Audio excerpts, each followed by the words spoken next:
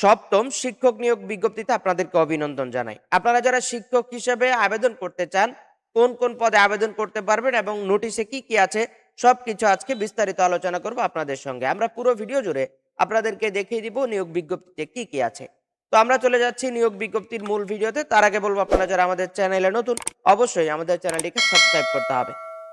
আপনাদেরকে বলবো, আপনারা যারা দেশে বা বিদেশে চাকরির জন্য দক্ষতা উন্নয়ন সার্টিফিকেটগুলো গ্রহণ করতে চান, আমাদের স্ক্রিনে দেওয়া হোয়াটসঅ্যাপ নাম্বার এবং আমাদের ওয়েবসাইট ভিজিট করে সেখানে প্রচুর পরিমাণে কোর্স আছে। কোর্সগুলো করে আপনারা খুব সহজে অনলাইন ভেরিফাইড সার্টিফিকেটগুলো গ্রহণ করতে পারেন।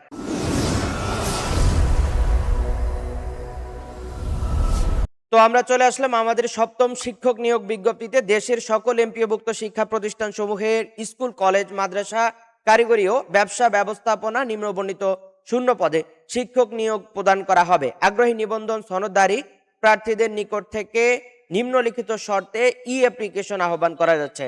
আগ্রহী নিবন্ধন সনদধারী প্রার্থীদের নিকট থেকে নিম্নলিখিত শর্তে ই অ্যাপ্লিকেশন আহ্বান করা যাচ্ছে, অর্থাৎ অনলাইনে আবেদন করতে হবে। শূন্য পদের বিবরণ, শিক্ষা প্রতিষ্ঠানের ধরন, পদের ধরন এবং সংখ্যা।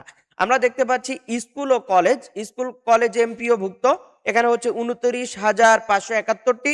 মাদ্রাসা এমপিও ভুক্ত 36,804টি এবং হচ্ছে কারিগরি ও ব্যবসা ব্যবস্থাপনা প্রতিষ্ঠান, এখানে এমপিও 833টি। সর্বমোট আমরা দেখতে পাচ্ছি 67,208টি পদে শিক্ষকরা আবেদন করতে পারবেন। এখানে দেখতে পাচ্ছি উল্লিখিত সংখ্যা কম বা বেশি হতে পারে।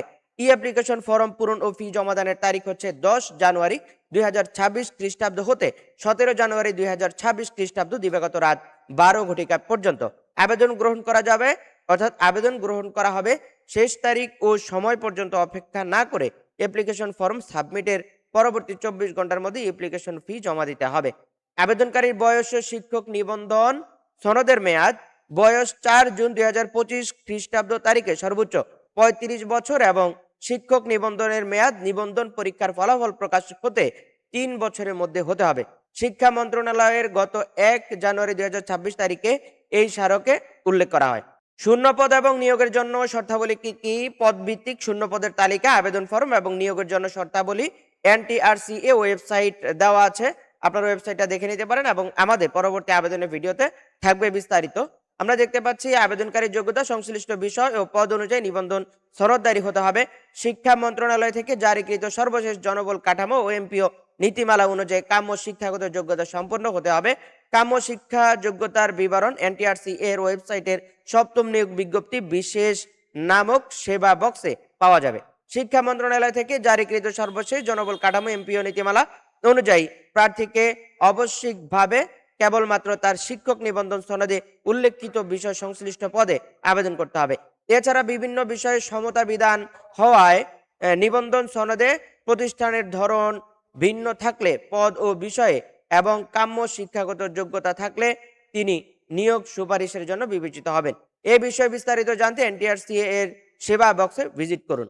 ইন্ডেক্সধারী এমপিওভুক্ত কর্মরত শিক্ষকদের আবেদন সংক্রান্ত নির্দেশনা, কর্মরত নির্দেশনাটা আপনারা এখান থেকে দেখে নেবেন। বেসরকারি শিক্ষা প্রতিষ্ঠান, স্কুল, কলেজ, জনবল কাঠামো এমপিও নীতিমালা 2021 এর পরিশিষ্ট গ এর 21 নং ক্রমিক অনুযায়ী সহকারী শিক্ষক ধর্ম ও নৈতিক শিক্ষা পদে চাকরি প্রত্যাশী আবেদনকারীকে অবশ্যই সংশ্লিষ্ট ধর্মের অনুসারী হতে হবে।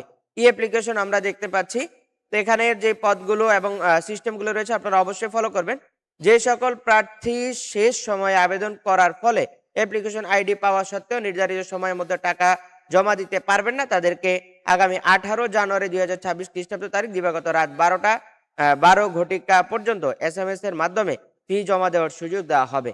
তো এখানে আবেদন করার সিস্টেমটি দেওয়া আছে এবং আপনারা কিভাবে আবেদন করবেন সেটার প্রক্রিয়া দেওয়া আছে। তো আমরা আমাদের পরবর্তী ভিডিওতে আপনাদেরকে জানিয়ে দিব কিভাবে আবেদন করতে হবে।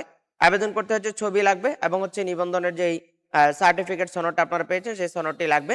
শিক্ষা প্রতিষ্ঠানের চয়েস দিতে পারবেন, যে চয়েসগুলো আপনারা দিতে চান সেগুলো দিতে পারবেন এবং হচ্ছে আমরা দেখেছি আবেদন ফি 1000 টাকা করে ধরা হয়েছে।